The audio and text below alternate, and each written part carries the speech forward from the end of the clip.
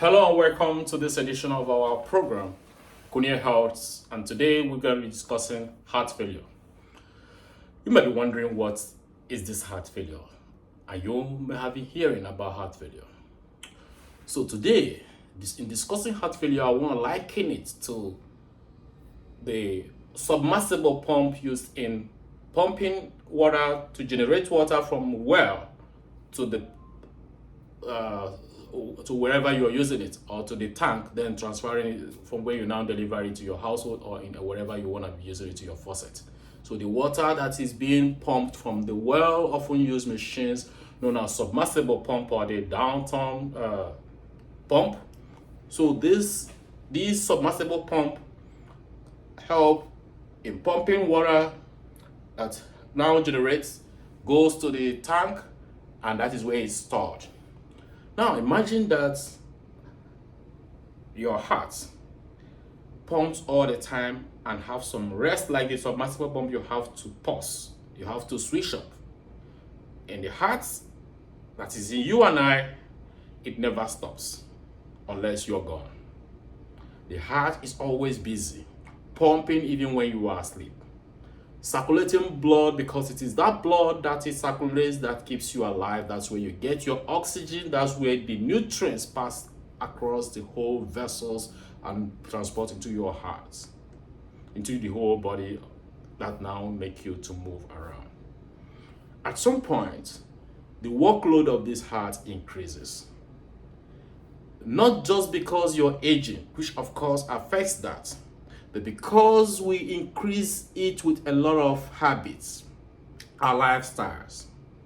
Some people smoke a lot, and smoking weakens muscles. Generally, smoking weakens muscles because there are a lot of additives, there are a lot of substances, toxins in smoking, and they often destroy our muscles gradually.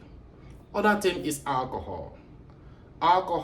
There should be moderation in drinking of alcohol, because in some things there are some things that you'll find alcohol, but consumption of alcohol habitually has really led a lot of people to having heart failure. And that you also have to consider, you that is watching me at this moment, that your heart can fail because you soak yourself in a lot of alcohol habitually. Other things can really get this heart to fail. Conditions, diseases like hypertension. If you're already having hypertension, the need for you to continue with the medication, and not just medication, modifying your lifestyle, the exercise, the dieting. Because the things about this diet is that there are certain things in our diet that also reduce the effectiveness of the heart function. What actually is the function of this heart? To pumping blood.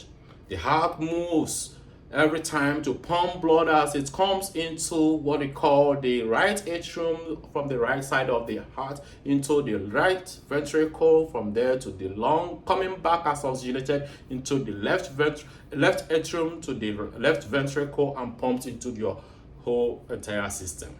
This happens all the time, and that is even while I'm talking to you, happening to me, and you watching me right now. Just in splits of second, everything is happening everywhere, and your body is still alive.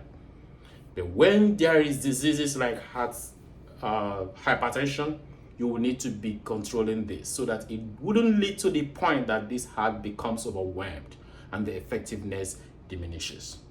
Another thing is some other conditions like diabetes. Diabetes can as well strain your heart so much that you begin to have that overload. Some diets that involves you taking a lot of cholesterol, the bad cholesterol, can as well cause what is called atherosclerosis, leading to conditions known as coronary artery disease. Coronary artery disease is what comes when there are a lot of stiffness. The stiffness in the areas of the passage where this blood is supposed to be passing, making the pressure, making the effectiveness of this heart pump to be reduced. And this comes with a lot of symptoms that I'm going to mention here. Without wasting your time, there are some symptoms that go. But these are a few of the things that you have to know that could come to the point that would result in seeing yourself that your heart is failing. Before I forget, there are some conditions that come from childbirth known as congenital diseases, like the tetralogy of Fallot, the coactic heart problems, and a whole lot of them that we'll also discuss in this page independently or individually. So, I want to let you know that the heart can fail. It is not a submersible pump this time because that won't have some rest. Your heart never rests. You are the one that needs to help it to function longer, and you will need to be exercising.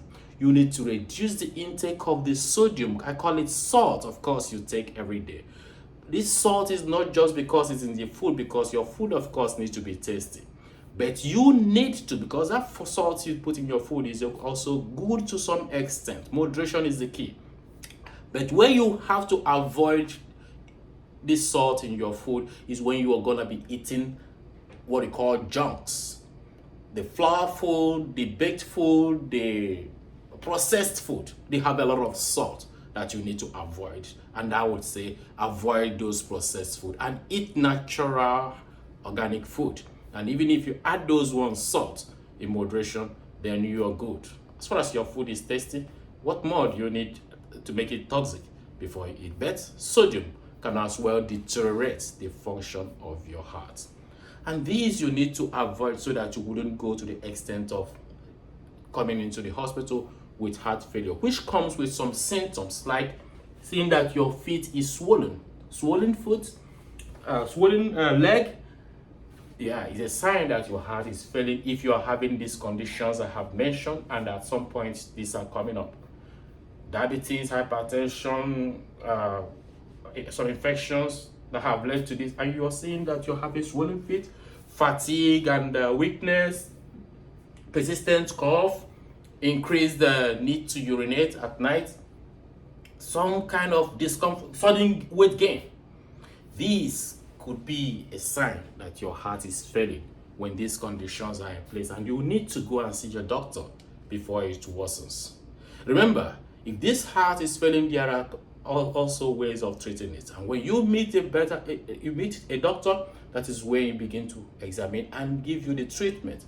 Medications that will help to bring you back, the ACE inhibitors, the beta blockers, the diuretics, the aldosterone antagonists. All these medications can help depending on how it is prescribed and your own condition. It works individually according to however the doctor that has examined you sees it fit. So you will need to know this to know when you are getting into the condition being mentioned here, because at worst scenarios you see the person using assisted devices like the implantable cardioverter, the left ventricular assist device, and in the worst condition, heart transplant. But in all this, whichever one is possible, go for it, because life is precious. But one thing you have to do while you are alive is not to allow these things, especially the one that you would cause yourself. If it is congenital, if it is some kind of hereditary, it wouldn't worry you too much than when you have been taking alcohol a lot, when you have been smoking a lot, because smoking itself degenerates the muscle. Alcohol, of course, habitual alcohol would also cause you a problem of heart failure we're talking about here. So this I would leave here at this time, and please ensure you ask your questions under this particular video, and I will continue to present you more topics from this. For now, I will leave you and expect to see more of you the next video. I remain Ozion the Expressionist, and I urge you please to share this video, and see you next time.